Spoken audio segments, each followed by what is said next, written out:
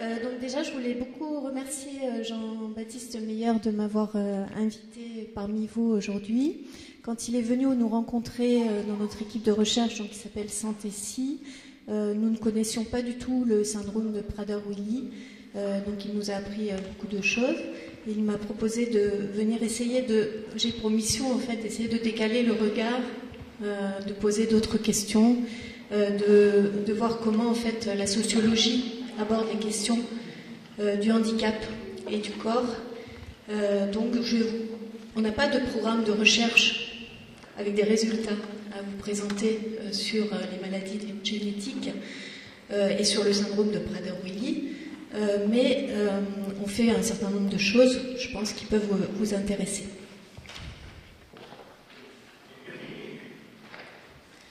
Alors, cette équipe de recherche s'appelle Santé, Éducation et Situation de Handicap. Elle se situe à l'Université Montpellier 1.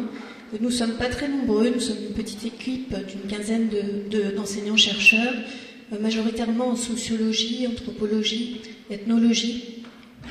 Et nous nous posons comme principale question, notre principal objet de recherche, c'est la dynamique des processus de production et de réduction des situations de handicap donc dans la société. Deux axes de recherche principaux: comment émergent et comment se transforment les organisations sociales liées au handicap ou à la maladie, donc ça comprend notamment la dynamique associative aussi, et quelles sont les évolutions des dimensions symboliques de la santé, du corps et du handicap. Cette équipe Santé-Si est membre d'un institut fédératif de recherche sur le handicap depuis 2007 et appartient à l'école doctorale 60, donc qui est accréditée avec l'UM3, d'où les liens qu'on a forcément avec l'université Montpellier. Alors, mission, décaler l'objet. Donc, on a entendu ce matin des choses venant de la médecine. Donc, il existe un modèle biomédical de la maladie qu'on connaît, qui s'intéresse aux causes des pathologies et qui a une visée curative au travers de l'analyse des manifestations révélées par les examens cliniques. De ce modèle médical de la maladie a découlé un modèle médical du handicap qui commence à introduire la notion extériorisée, socialisée de handicap, mais comme une conséquence directe de la maladie ou du trouble, donc des caractéristiques intrinsèques de la personne.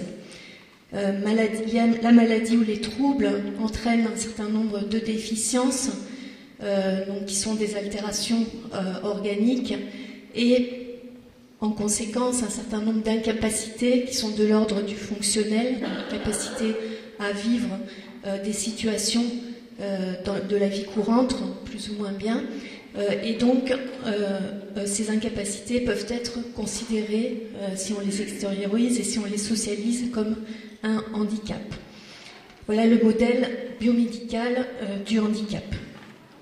Nous, en sociologie, on travaille avec un autre modèle qu'on appelle le modèle social du handicap, qui est un modèle qui n'est pas de cause à effet direct, qui est un modèle interactif qui considère le processus de production du handicap comme une interaction entre des individus, leurs caractéristiques intrinsèques et les environnements auxquels ils sont confrontés.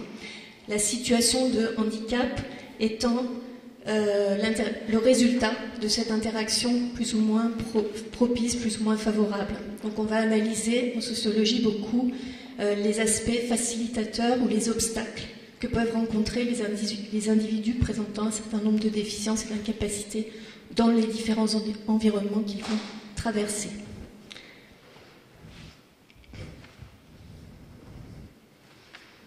Donc ce modèle, ce qui est intéressant de savoir aussi, c'est qu'il est issu de la recherche en sociologie, notamment des travaux d'Erving Goffman dans l'école de Chicago aux États-Unis, mais aussi beaucoup de militants nord-américains, canadiens en particulier, de l'espace francophone.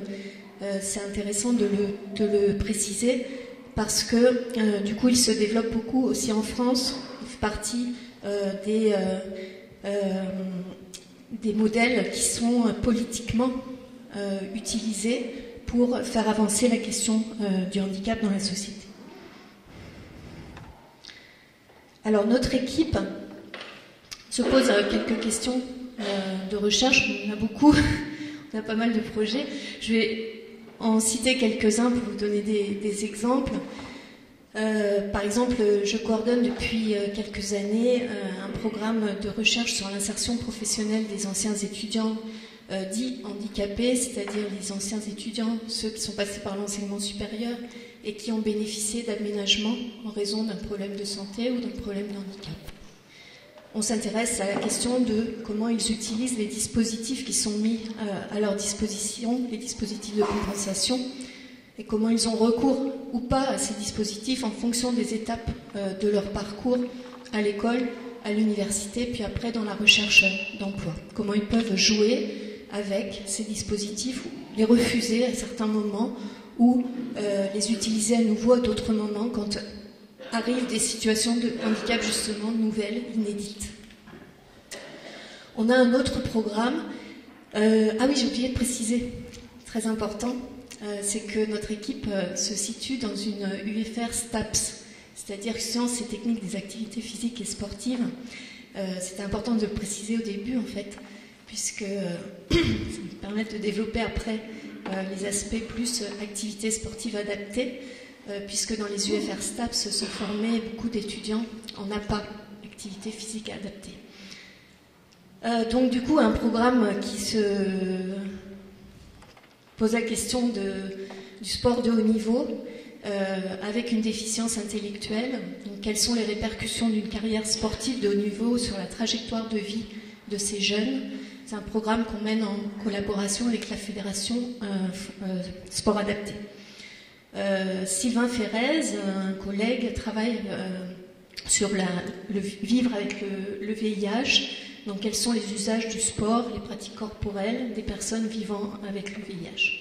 Et puis là, on est en train de commencer à élaborer un projet de recherche sur le thème de vivre avec une maladie génétique, quels accompagnements vers une vie d'adulte. Donc, en collaboration notamment avec Madame Marguet qui va intervenir tout à l'heure, et le professeur Sarda. À ce titre, une postdoctorante de notre équipe, Laura Silvestri, qui est par ici, je ne sais plus où, là, voilà, sera présente cet après-midi dans les ateliers pour observer notamment le fonctionnement associatif que vous mettez en œuvre. Alors, pour cette présentation, j'ai décidé de faire un petit focus sur le thème du sport, des personnes en situation de handicap, puisque la question de la relation au sport peut être posée de manière différente. Est-ce qu'il s'agit d'un sport thérapeutique? Est-ce qu'il s'agit d'un sport rééducatif? Est-ce qu'il s'agit d'un sport éducatif? Est-ce qu'il s'agit d'un sport intégratif? Et on voit très vite que, historiquement, les fonctions qui ont été assignées aux activités physiques adaptées pour les personnes présentant des déficiences ont beaucoup évolué. Et elles ont beaucoup évolué en fonction des organisations qui les proposent. C'est fortement déterminé par le type d'organisation. Donc, est-ce que ce sont des institutions éducatives, médico-éducatives, rééducatives, de loisirs ou des institutions sportives? Forcément, elles ne vont pas avoir les mêmes objectifs.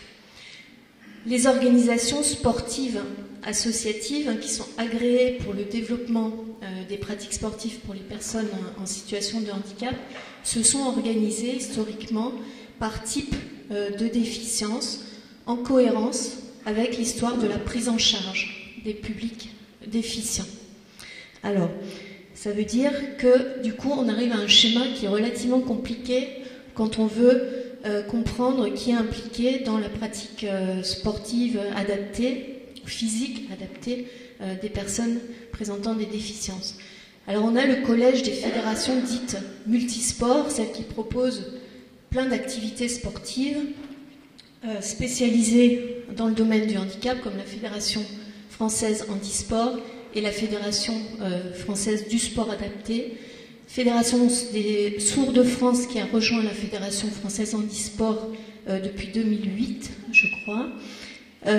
Et puis, autour de ces fédérations spécialisées sur le handicap, un ensemble de fédérations dites affinitaires, la FSGT, Fédération sportive et gymnique du travail, la FFGV, Fédération française de gymnastique volontaire, l'autre c'est la retraite sportive.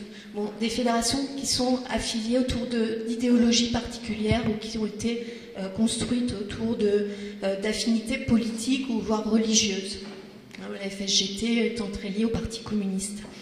Et puis, les fédérations telles que l'UCEP, l'UNSS ou la FNSU, que vous connaissez peut-être mieux, qui sont liées donc au système éducatif. Voilà, donc des relations historiques se sont créées d'abord entre les fédérations du milieu spécialisé et ces fédérations dites affinitaires.